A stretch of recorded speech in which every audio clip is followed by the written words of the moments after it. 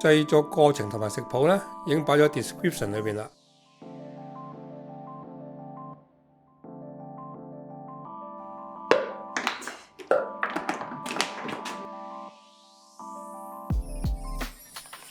洗乾淨啲蓮子後，用清水浸佢3個鐘。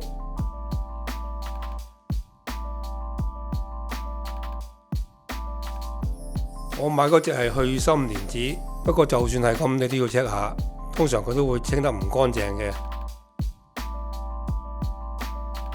去晒啲蓮子心就可以拎去煲啦。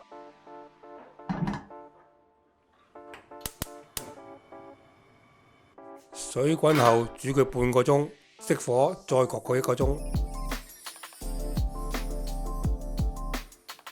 之後攞出嚟捏下佢，睇佢腍唔腍。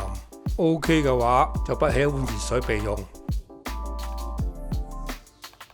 就可以將啲蓮子倒起擎乾，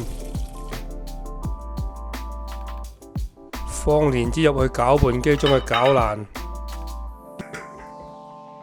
如果攪拌機唔夠力嘅話呢，就可以加啲熱水入去啦。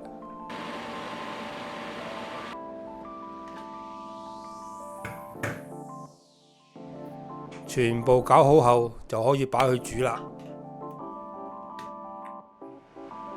倒少少油落去二結鑊裏面，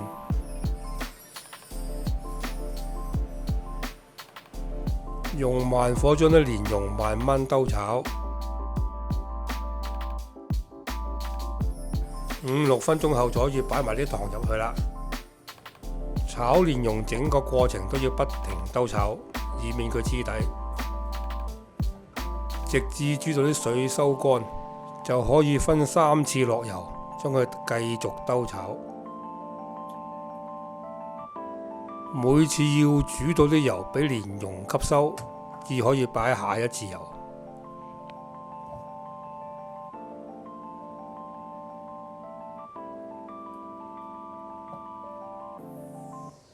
當啲蓮蓉煮到乾身後，就可以加埋啲麥芽糖入去再煮。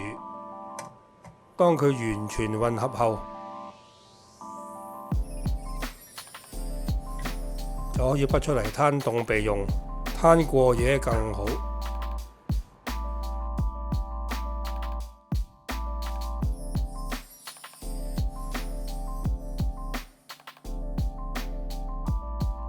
準備啲甜薑片，將佢切絲，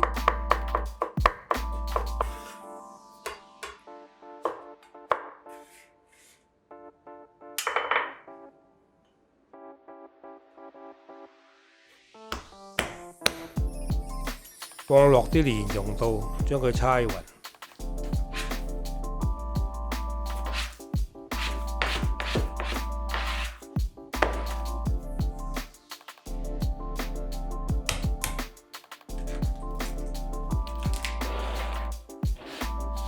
再改好啲皮蛋，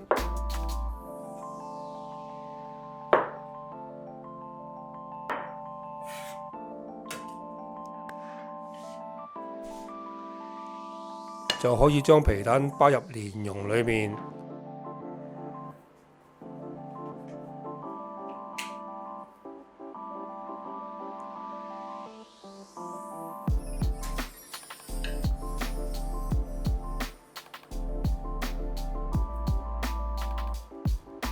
搓成鵝蛋形備用。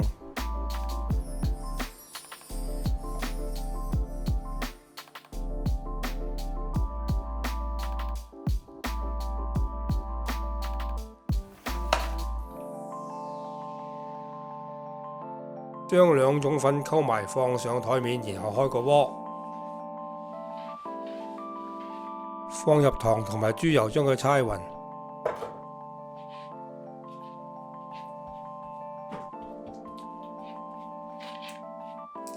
然後放隻蛋入去，將佢撈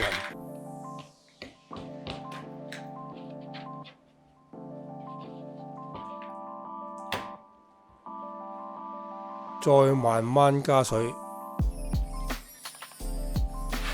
將啲粉慢慢混合，搓成粉團。如果感覺到佢乾嘅話呢，就可以約量加水。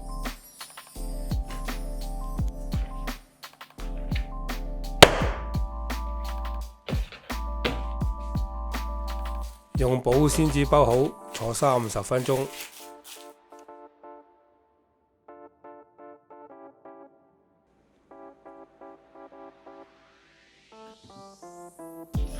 再將麵粉同埋豬油混合，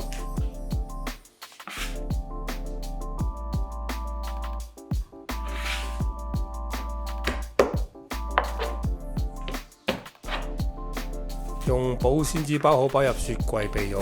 呢個就係油皮啦。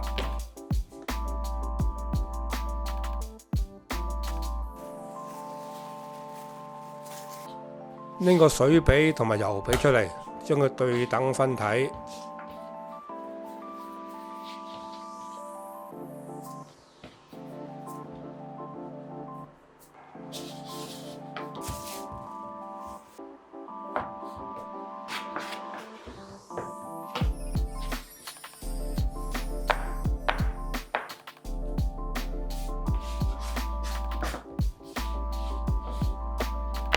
將水皮碌開，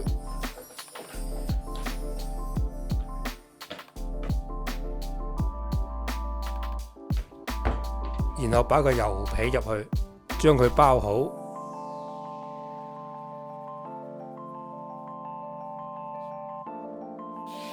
將所有水油皮包好後，就可以攞出嚟，將佢撳扁，然後開長，捲起，然後接3摺。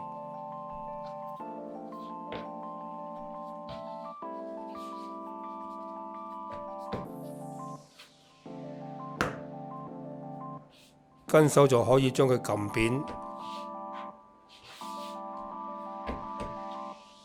反轉然後開薄，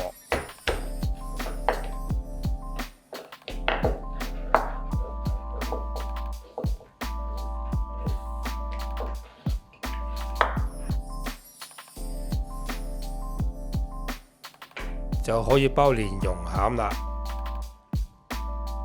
將蓮蓉餡擺去皮嘅中間。再用虎口將佢慢慢收口，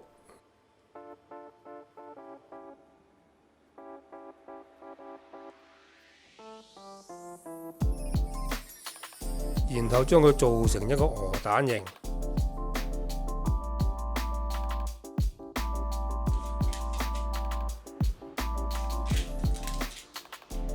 最後就可以茶蛋漿入焗爐啦。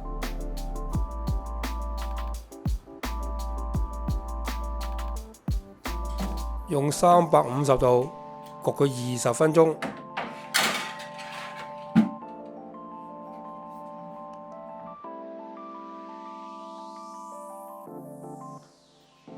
如果嫌顏色唔靚嘅話呢，就可以再用面火焗佢一陣。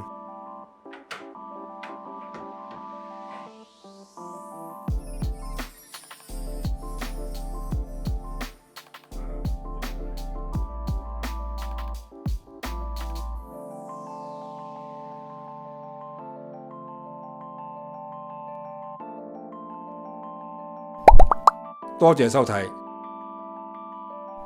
請 subscribe。